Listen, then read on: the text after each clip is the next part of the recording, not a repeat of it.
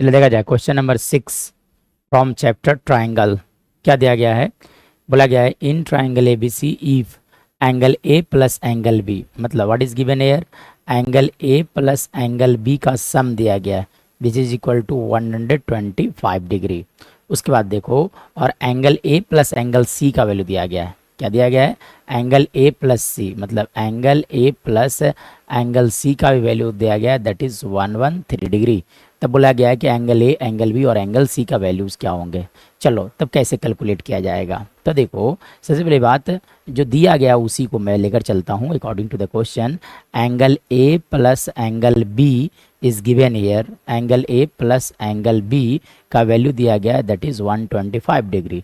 और हम लोग जानते हैं कि ट्रायंगल में 3 एंगल्स का सम 180 डिग्री होते हैं, मतलब angle A plus angle B plus angle C का सम लिखा जाएगा 180 डिग्री होता है। ठीक है, चलिए इस रिलेशन को यहाँ पे यूज किया जाए। तो अब क्या करो कि इसमें एंगल सी दोनों तरफ ऐड कर दो, यानी कि adding angle C both sides.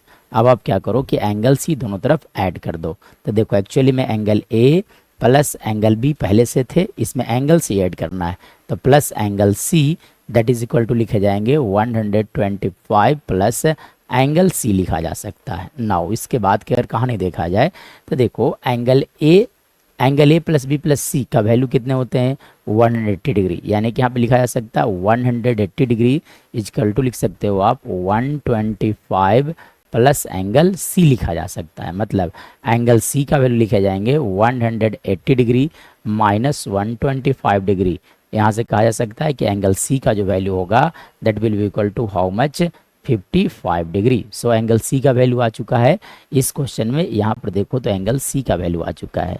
चलिए अब हमें मुझे चाहिए था एंगल बी और सी, बी और ए रह गए, तो वो कैसे आएगा? तो उसके लिए देखो, मैं अगर बात करूँ आपसे तो इसके लिए देखा जाए तो एक्चुअली में सेकंड रिलेशन को लेकर चलो।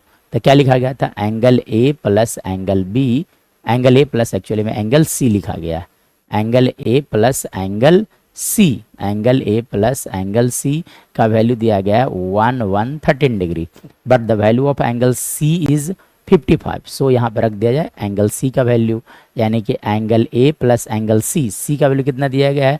55 डिग्री इजकल टू आप लिख सकते हो 113। मतलब यहाँ से लिखा जा सकता है एंगल ए का वैल्यू 113 माइनस 55 डिग्री। चलो मतलब 113 में से आप 55 सब्ट्रैक्ट कर लो तो यहाँ बच जाएगा 8, और यहाँ से लिख सकते हैं आप 5, और ये कैंसल आउट हो गए, यानी कि एंगल ए का जो वैल्यू होगा that will be equal to 58 degree. मतलब इस ट्रायंगल में अगर बात किया जाएगा तो यहाँ पर हम लोगों ने 2 एंगल्स फाइंड आउट कर लिया, that is the value of angle A and C. अब थर्ड एंगल कैसे निकलेगा?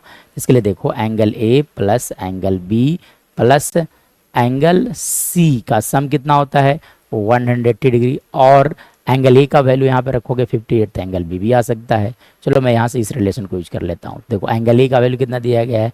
55। So 55 plus angle B plus angle C which is equal to 58 equal to आप लिख सकते हो 180 डिग्री। मतलब यहाँ से एंगल बी का वैल्यू बात किया जाएगा तो एंगल बी प्लस आप लिख दो एंगल बी प्लस, है ना। देखो तो 55 में 58 ऐड कर दो, दोनों का ऐड करोगे तो 8 प्लस 5 13, और यहाँ से लिख सकते हो आप 11। मतलब यहाँ से लिखा जा सकता है 113 इजकल टू लिख सकते हो 180 degree.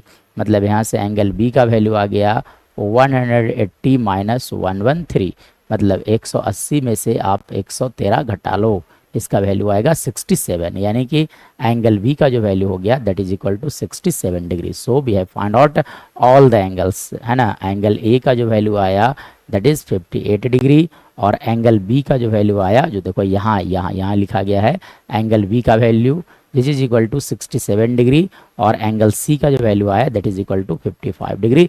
This is the our right answer of this questions.